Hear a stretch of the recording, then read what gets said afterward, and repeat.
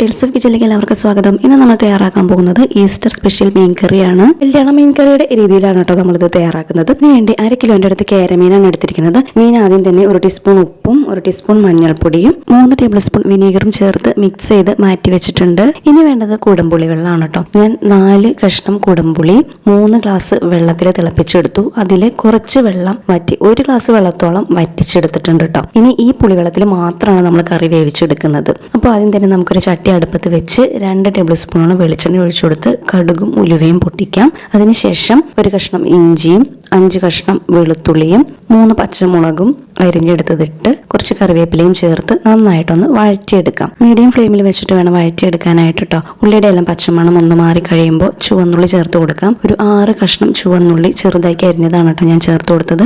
അതും നന്നായിട്ടൊന്ന് വഴറ്റിയെടുക്കാം. ഇനി ഇതിലേക്ക് ഉപ്പ് ചേർത്ത് കൊടുക്കാം. മീനിൽ ഉപ്പ് ഇട്ടതുകൊണ്ട് ഇതിലും ഞാൻ 1 ടീസ്പൂൺ ഉപ്പാണ് കേട്ടോ ചേർക്കുന്നത്. എന്നിട്ട് നല്ലതുപോലെ ഒന്ന് വഴറ്റിയെടുക്കാം. ഉള്ളി ഒരു ലൈറ്റ് ബ്രൗൺ കളർ ആകുന്ന ടൈമിൽ പൊടികൾ ചേർത്ത് കൊടുക്കാം. 1 ടീസ്പൂൺ മഞ്ഞൾപ്പൊടി, 1 ടീസ്പൂൺ മല്ലിപ്പൊടി, പിന്നെ 2 ടീസ്പൂൺ സാദാ മുളക് പൊടിയും 2 ടീസ്പൂൺ കാശ്മീരി ചില്ലി പൗഡറും ഇട്ട് കൊടുക്കാം. അതിനുശേഷം നന്നായിട്ട് മിക്സ് ചെയ്ത് കൊടുക്കാം. പൊടികളുടെ എല്ലാം പച്ചമണം മാറുന്നത് വരെ നന്നായിട്ട് ഇളക്കി യോജിപ്പിക്കാം കേട്ടോ. അതിനുശേഷം പുളിവെള്ളം ചേർത്ത് കൊടുക്കാം. ആദ്യം 1/4 ഗ്ലാസ് പുളിവെള്ളം ചേർത്ത് നന്നായിട്ട് ഇളക്കി കൊടുക്കാം. അതൊന്ന് കുറുകി വരണം. നമ്മൾ പുളിവെള്ളം ചേർത്ത് മാത്രമാണ് ഈ കറി ഉണ്ടാക്കുന്നത്. വേറെ എക്സ്ട്രാ വെള്ളം ഒന്നും ചേർക്കുന്നില്ല കേട്ടോ. അതാണ് ഈ കറിയുടെ പ്രത്യേകത.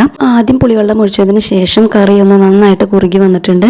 ഇനി നമുക്ക് കുറച്ചുകൂടെ പുളിവെള്ളം ഒഴിച്ച് നന്നായിട്ട് ഇളക്കി കൊടുക്കാം. ഇനി ഇതൊന്ന് തിളച്ച് വരണം. തിളച്ച് എണ്ണ തെളിഞ്ഞു വരണം. അപ്പൊ കറി തിളച്ച് എണ്ണ നല്ലതുപോലെ തെളിഞ്ഞു വന്നിട്ടുണ്ട്. ഇനി ബാലൻസ് ഇരിക്കുന്ന പുളിയും പുളിവെള്ളവും കൂടെ ഇതിനകത്തേക്ക് ഒഴിച്ചു കൊടുക്കാം. എന്നിട്ട് നല്ലതുപോലെ ഇളക്കി യോജിപ്പിക്കാം. അതിനുശേഷം എടുത്തു വെച്ചിരിക്കുന്ന മീൻ കഷ്ണങ്ങൾ ഇട്ട് കൊടുക്കാം. ആദ്യമേ നമ്മൾ മീൻ കഷ്ണങ്ങളെല്ലാം മാരിനേറ്റ് ചെയ്ത് വെച്ചിരുന്നു കേട്ടോ. മീൻ കഷ്ണങ്ങളെല്ലാം ഇട്ടതിന് ശേഷം നന്നായിട്ടൊന്ന് മിക്സ് ചെയ്ത് കൊടുക്കാം. ഇനി ഇത് തിളച്ച് കഷ്ണങ്ങളെല്ലാം വെന്ത് വരണം. നമുക്കിതൊന്ന് അടച്ചു വെച്ച് വേവിക്കാം. കറി നല്ലതുപോലെ തിളച്ചിട്ടുണ്ട്. നമുക്കിത് ഓപ്പൺ ചെയ്ത് നോക്കാം.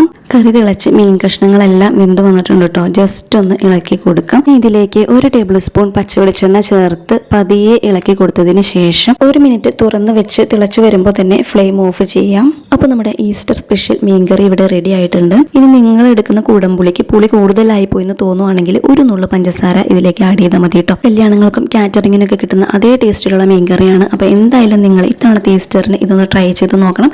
അപ്പോൾ ഇന്നത്തെ വീഡിയോ ഇത്രേ ഉള്ളൂ. ഇഷ്ടപ്പെട്ടാൽ like, share, comment and subscribe. പുതിയൊരു വീഡിയോയുമായി വീണ്ടും കാണാം.